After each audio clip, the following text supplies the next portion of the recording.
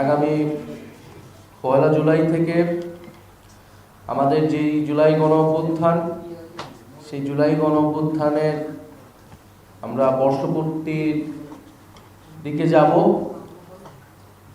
1 জুলাই 2024 সালে বৈষম্য বিরোধী ছাত্র আন্দোলনের ব্যানারে কোটা সংস্কার দাবিতে এই আন্দোলন শুরু হয়েছিল, যা পরবর্তীতে ফ্যাসিবাদ বিরোধী আন্দোলন এবং গণ অভ্যুত্থানে, ছাত্র জনতার গণ অভ্যুত্থানে রূপ নেয়, যার ফলে স্বৈরাচারী ফ্যাসিস্ট শেখ হাসিনা দেশ থেকে পালিয়ে যায় এবং আমরা একটি নতুন বাংলাদেশ বিনির্মাণের লক্ষ্যে তারপর থেকে কাজ করে চলছি। দেখতে দেখতে 1 বছর আসলে পার হয়ে গিয়েছে। এই 1 বছরে আমাদের অনেক প্রাপ্তি এবং অপ্রাপ্তি রয়েছে, কিন্তু সবকিছুর ঊর্ধ্বে গিয়ে আমরা মনে করি যে এই যে জুলাই গণঅভ্যুত্থান বাংলাদেশের ইতিহাসে, এমনকি পৃথিবীর ইতিহাসেও এক অনন্য ঘটনা হিসেবে উল্লেখ হয়ে থাকবে। হাজারো মানুষের জীবনদান, হাজারো হাজারো মানুষের অঙ্গহানি এবং এত রক্তপাত এবং আত্মত্যাগের মধ্য দিয়ে আমরা বাংলাদেশের ছাত্র জনতা একটি মুক্তি লাভ করেছিল এবং একটি নতুন সম্ভাবনার জন্ম নিয়েছিল। ফলে সেই জুলাই আগস্ট যে সেই 36 দিন, সেই 36 দিনকে সম্মানের সাথে, প্রত্যয়ের সাথে স্মরণ করাটা আমাদের সকলেরই নৈতিক এবং রাজনৈতিক দায়িত্ব। জাতীয় নাগরিক পার্টি এনসিপি জুলাই গণঅভ্যুত্থান থেকে গড়ে ওঠা দল হিসেবে তাদের উপর এই দায়িত্ব আরো অনেক বেশি বর্তায়।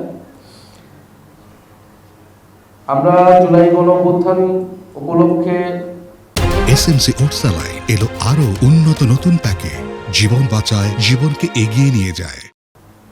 জাতীয় নাগরিক পার্টি যে কর্মসূচিগুলো কথা চিন্তা করেছি তা আমি উল্লেখ করছি। আমাদের 1 জুলাই থেকে 30 জুলাই পর্যন্ত আমাদের সারা বাংলাদেশ ব্যাপী আমাদের 64টা জেলায় জুলাই পদযাত্রা হবে। আমরা এই পদযাত্রার নাম দিয়েছি দেশ গড়তে জুলাই পদযাত্রা। আমরা 1 জুলাই শহীদ আবু সাঈদের কবর জিয়ারতের মাধ্যমে এই পদযাত্রাটি শুরু হবে। এটি ক্রমান্বয়ে বাংলাদেশের 64টি জেলা প্রদক্ষিণ করবে। আমরা 64টি জেলায় যাব, আমরা শহীদ পরিবারদের কাছে যাব, শহীদের কবর জিয়ারত করব, আহত যোদ্ধাদের সাথে কথা বলবো এবং অভ্যুত্থানকারী এবং বাংলাদেশের সাধারণ ছাত্র জনতা যারা রয়েছেন তাদের সাথে কথা বলবো। তাদের যে আকাঙ্ক্ষা ছিল জুলাই নিয়ে, সেই আকাঙ্ক্ষার কথা আমরা শুনবো।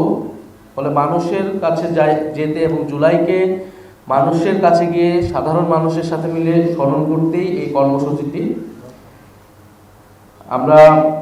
আমি আবারও বলছি, আমরা 1 জুলাই থেকে 30 জুলাই পর্যন্ত জাতীয় নাগরিক পার্টি এবং আমাদের অভ্যুত্থানের যে নেতৃবৃন্দ সকলেই একসাথে এই পদযাত্রাটি শুরু করবে এবং সারা দেশ প্রদক্ষিণ করে ঢাকায় ফিরবে।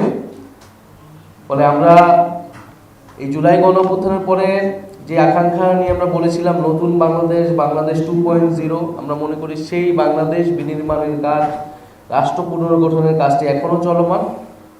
ফলে সেই দেশ গড়ার লক্ষ্যে দেশ গড়তে জুলাই পদযাত্রা, এটি আমাদের ট্যাগলাইন।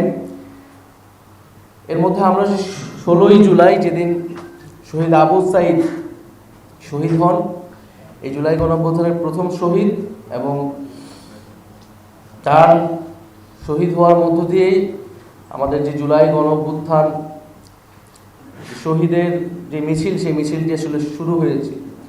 ফলে সেই দিনকে আমরা বৈষম্য বিরোধী শহীদ দিবস হিসেবে পালন করব এবং সারা দেশে শহীদদের জন্য দোয়া মাহফিল এবং স্মরণসভা অনুষ্ঠিত হবে। বৈষম্য বিরোধী শহীদ দিবস 16 জুলাই। আমরা 3রা আগস্ট, আপনারা জানেন যে 3রা আগস্ট শহীদ মিনারে ফ্যাসিবাদ বিরোধী 1 দফা দিবস ঘোষণা হয়েছিল। আমরা এই বছর 3রা আগস্ট শহীদ মিনারে ছাত্র জনতার জুলাই ঘোষণাপত্র ইশতেহার পাঠ কর্মসূচি অনুষ্ঠিত হবে।